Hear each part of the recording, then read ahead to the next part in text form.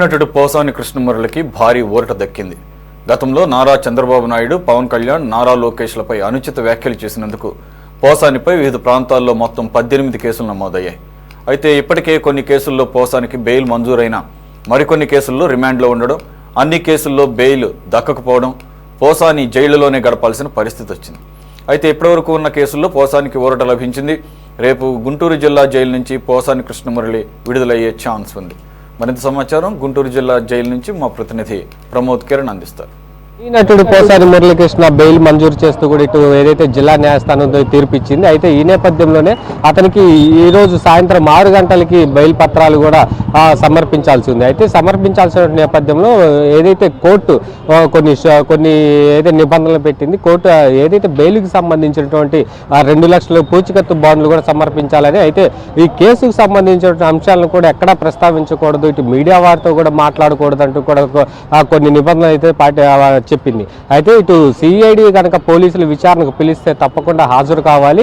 హాజరైనటువంటి నేపథ్యంలోనే బెయిల్ మంజూరు చేస్తాము, లేదంటే బెయిల్ నిరాకరిస్తామంటూ కూడా కోర్టు తేల్చి చెప్పింది. అయితే దేశం కూడా విడిచిపోకుండా పాస్పోర్ట్ కూడా సమర్పించాలంటూ కూడా కోర్టు ఇప్పటికే పలు నిబంధనలు అయితే పెట్టింది. ఈ నేపథ్యంలోనే పలు నిబంధనలకు సంబంధించినటువంటి కొన్ని నిబంధనల మేరకే ఇటు ఏదైతే పోసాని కృష్ణమురళికి బెయిల్ అయితే మంజూరు చేసింది.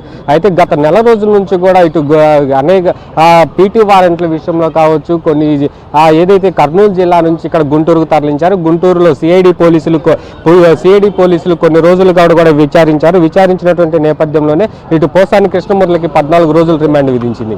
అయితే 14 రోజులు రిమాండ్ విధించినప్పుడు పోసాని కృష్ణమురళి అనారోగ్య కారణాలు చూపించి బెయిల్ కోసం అప్లై చేసుకున్నారు. బెయిల్ కోసం అప్లై చేసుకున్న కొన్ని రోజుల తర్వాత ఈ రోజు సాయంత్రం 6 గంటలకు బెయిల్ మంజూరు చేస్తూ కూడా న్యాయస్థానం తీర్పిచ్చింది. అయితే ఈ కేసులో కూడా మొత్తం పోసాని మురళీకృష్ణకు సంబంధించినటువంటి అంశం కూడా ఏదైతే గతంలో టీడీపీ వైసీపీ ప్రభుత్వంలో ఉన్నప్పుడు డిప్యూటీ సీఎం పవన్ కళ్యాణ్ పై కావచ్చు, ముఖ్యమంత్రి చంద్రబాబు నాయుడుపై కూడా అనుచిత వ్యాఖ్యలు చేశాడు. అంటే ఒక విలేకరుల సమావేశంలో వారి మార్ఫింగ్ ఫోటోలు చూపిస్తూ కూడా ఒక వివాదాస్పదమైనటువంటి వ్యాఖ్యలు కూడా చేశాడు. ఈ నేపథ్యంలోనే పోసాని మురళీకృష్ణపై అనేక కేసులు అయితే నమోదయ్యాయి. ఇటు బాపట్ల జిల్లా కావచ్చు, ఇటు కర్నూలు జిల్లా కావచ్చు, ఇట్లా అనేక ప్రాంతాల్లో కూడా ఇటు జనసేన కార్యకర్తలు, ఇటు టీడీపీకి సంబంధించినటువంటి కార్యకర్తలు కూడా పోసాని కృష్ణమురళి చేసినటువంటి ఏదైతే పోస్టులు అయితే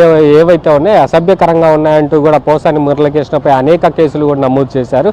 ఈ నేపథ్యంలోనే అనేక ప్రాంతాల నుంచి కూడా ఆయన్ని రిమాండ్ విధించినప్పుడు అయితే పీటీ వారెంట్లు కూడా వేసి మరలా కర్నూలుకు తరలించడం కావచ్చు, ఇటు రాయచోటికి తరలించడం కావచ్చు, ఇట్లా పూర్తిగా ఒక ఎపిసోడ్ మొత్తం పోసాని మురళీకృష్ణ రిమాండ్ ఖైదీగానే ఉంటున్నాడు.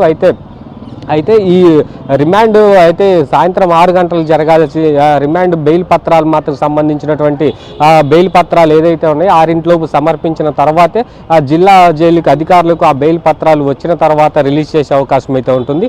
అయితే బెయిల్ పత్రాలు అయితే ఏదైతే బెయిల్ వచ్చినప్పుడు తెలుసుకున్నటువంటి న్యాయవాదులు ఏదైతే 2 లక్షలకు సంబంధించినటువంటి పూచికత్తు బాండ్లు కూడా సమర్పించాలన్నారు. ఈ నేపథ్యంలో ఇటు బ్యాంకు సెలవులు, బ్యాంకు సమయం కూడా అవడంతో ఈ రోజు కనుక పోసాని మురళీకృష్ణ బెయిల్ వచ్చి అయితే అవకాశం అయితే లేదు. అయితే తిరిగి రేపు ఉదయం 10 గంటలకు బ్యాంకుకు వెళ్ళి బ్యాంకుకు సంబంధించినటువంటి 2 లక్షలు పూచికత్తు బాండ్లు తీసుకొని అవి మరలా కోర్టుకు సమర్పించి సాక్షి సంతకాలు ఇవన్నీ సేకరించిన తర్వాత 10 తర్వాత ఈ యొక్క వ్యవహారం అంతా కోర్టులో నడుస్తూ ఉంటుంది. అయితే ఈ పోసాని మురళీకృష్ణకు సంబంధించినటువంటి బెయిల్ మాత్రం రేపు ఉదయం నుంచి మధ్యాహ్నంకి పట్టే అవకాశం అయితే ఉంది.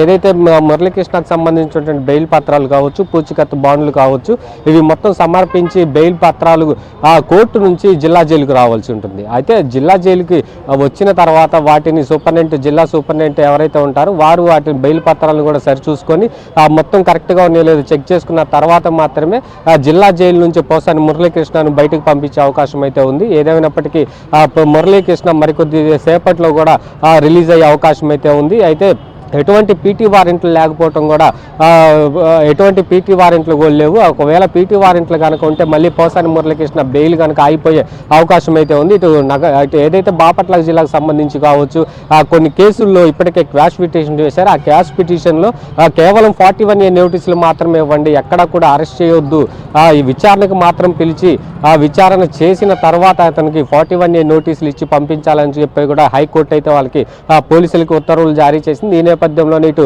పీటీ వారెంట్ల విషయంలో ఇప్పటికే క్వాష్ పిటిషన్ వేయటంపై ఏదైతే పోసాని మురళీకృష్ణకి ఇంకా రిమాండ్ ఉండదనే అనుకోవాలి. అయితే పోసాని మురళీకృష్ణ ఏదైతే ఇంకా రేపు ఉదయం నుంచి మధ్యాహ్నం లోపు ఎప్పుడు రిలీజ్ అవుతాడా అనేది కూడా తెలియాల్సి ఉంది. రేపు ఉదయం 10 గంటల నుంచి మధ్యాహ్నం 2 గంటల వరకు కూడా పోసాని మురళీకృష్ణ బెయిల్ లేట్ అవుతుందని కూడా ఇటు ఇప్పటికే అధికారులు చెప్తా ఉన్నారు. ఏదైనప్పటికీ మురళీకృష్ణకు సంబంధించినటువంటి బెయిల్ ఏదైతే బయటికి వచ్చేటువంటి నేపథ్యం ఉందో ఇదంతా పూర్తిగా కొంచెం ఆలస్యం అయితే అవుతుందని చెప్పుకోవాలి. కెమెరామెన్ షణ్ముఖతో ప్రమోద్ కిరణ్, సిటీ 24/7 గుంటూరు.